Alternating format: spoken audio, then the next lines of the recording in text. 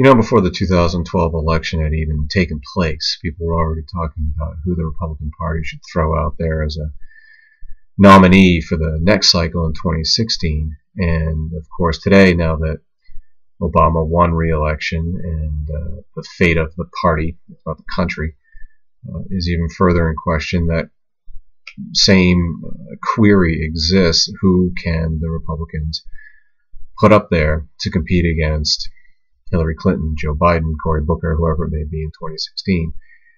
And I've done some thinking about it over time, and it occurs to me that I'm more concerned at this point about the characteristics of whoever that next individual may be versus specifically who that next individual is going to be.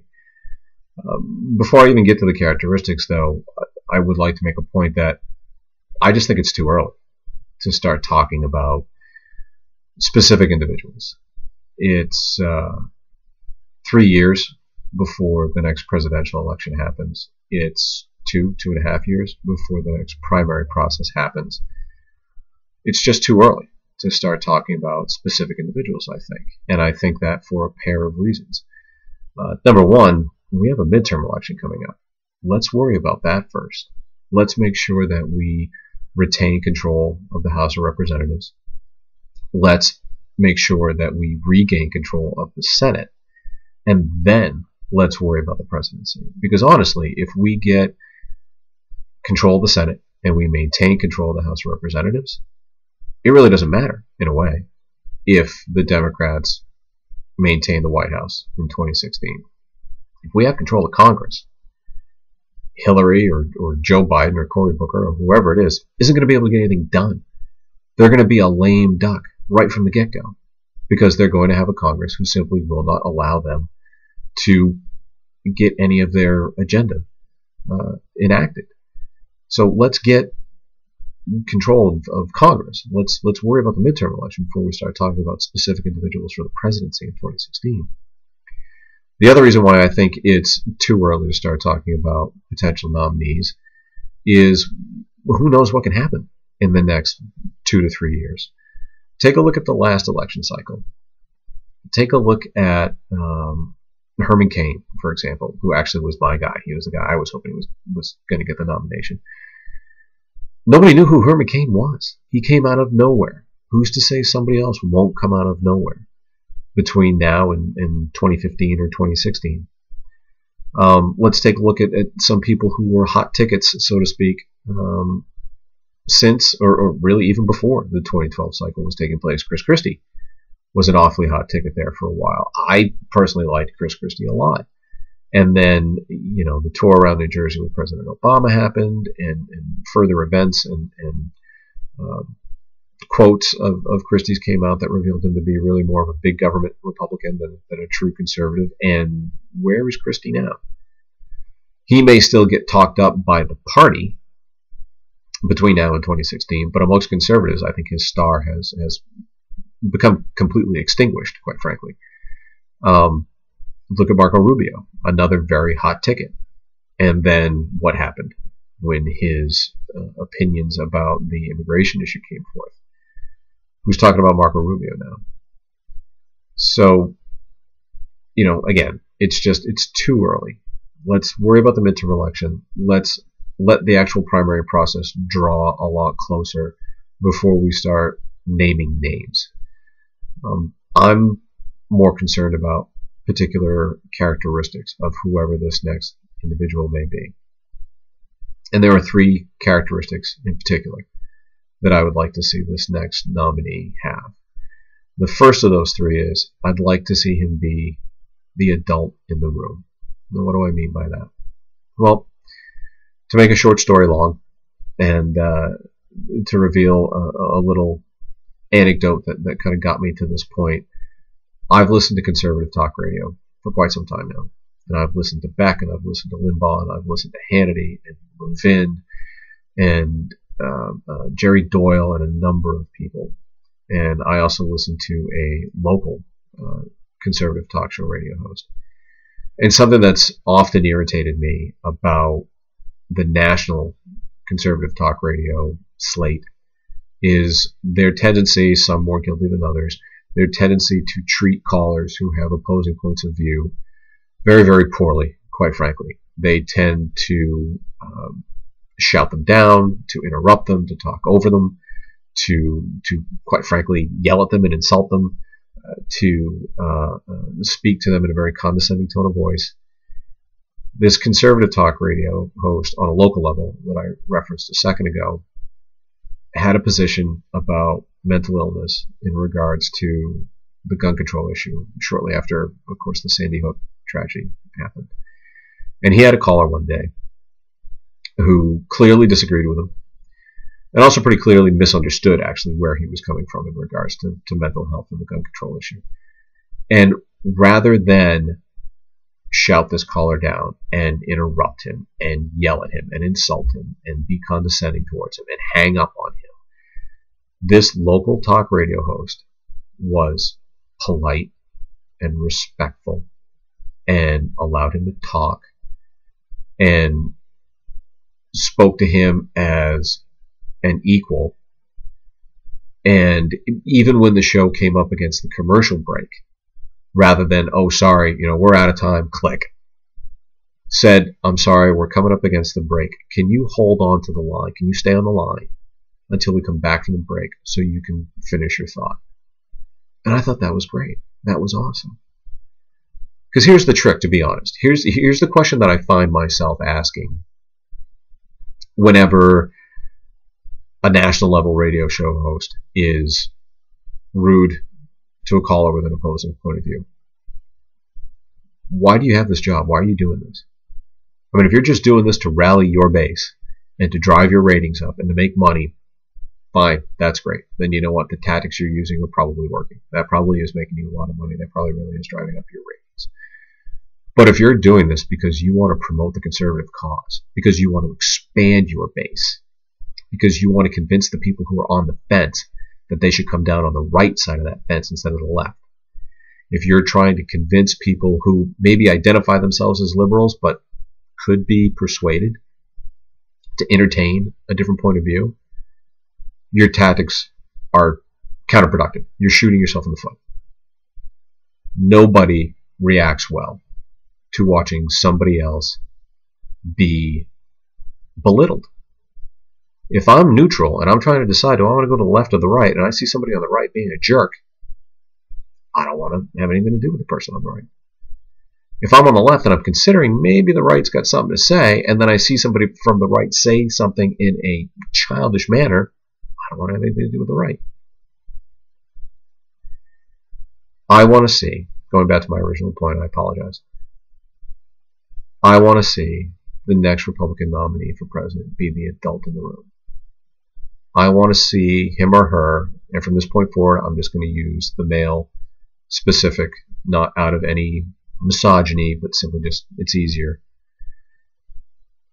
I want to see the next Republican nominee for president be the adult in the room. I want to see him be calm and polite and respectful and cool-headed and even-tempered at all times, whether he's dealing with his opponent in a debate during the primary process, or let's say this individual actually gets the nomination and is now debating Hillary Clinton or Joe Biden or whoever. Be the adult in the room during that debate. You're at a town hall. You're dealing with constituents. Could very easily be people who disagree with you in that room, just as easy as there could be, people who support you in the room. Be the adult in the room. You're dealing with the media. You're dealing with a television interview, a radio interview, whatever. Be the adult in the room. Think about how do children fight? How do children argue? They yell and they scream and they stamp their feet and they interrupt and they call people names. And do you take them seriously? No. Do they convince you? No. Be the adult in the room. Make your arguments with logic and reason and facts and figures and statistics. Argue from your head, not your heart. Be the adult in the room. I'm beating that to death, I know, but I think it's really important. The second thing that I'd like to see kind of relates to one of the qualities that I just talked about in the first characteristic, and that is, if you're going to use logic and reason and facts and figures and history, Know your stuff cold. Know it cold. Be a walking encyclopedia. Be able to, at the drop of a hat, reference whatever facts you need to support your argument, and then be able to source your facts. Be able to reference, I got my information from this website, from this news article, from this news report on TV, and you can find the video on YouTube here. Be able to cite your sources. Be able to cite your sources. Don't give the Monday morning quarterback fact checkers anywhere to go.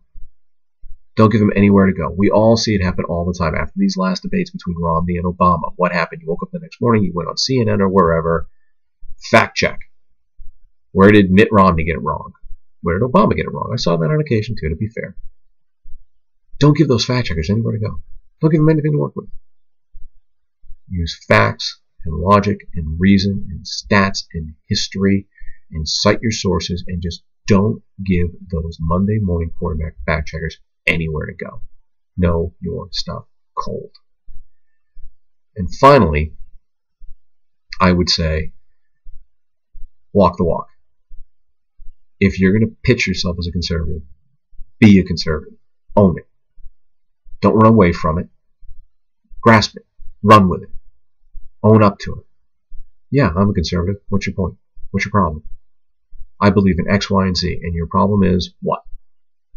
One of the things that first turned me on to Chris Chrisman, and one of the few things that I still like about him, is his attitude of, what you see is what you get. This is who I am. You don't like it? Fine, go vote for the other guy. This is who I am. This is what I believe in. This is what I stand for. You agree with me? Great, thanks, appreciate it. Vote for me. You don't agree with me? Fine, go vote for the other guy. But this is who I am, and I'm not changing who I am. I'm not changing my principles. I'm not compromising my integrity just to get a couple of extra votes. This is who I am. Love it or leave it. Something that Bill Whittle has referenced in the past has been Romney during the last election cycle being confronted with his wealth and running away from it. Now, I don't remember the exact numbers or the exact phrasing that Mr. Whittle used, but it was something to the effect of, Mr. Whittle, you made $20 million last year. How can you possibly relate to the average American? And if Bill Whittle had been Mitt Romney, he would have said, excuse me, I didn't make $20 million last year. I made $25 million. Thank you very much. I worked very hard for that money, and I really don't appreciate you cheating me out of that extra $5 million. All that being said, yeah, I made $25 million last year. I worked very hard for every single dime of it. I paid taxes on every single dime of it. And every single dime of it was made honestly and ethically and legally. So what's the problem? That's how the average American can relate to that. It was done legally and ethically and honestly. And it was done through hard work. And I paid my taxes for it.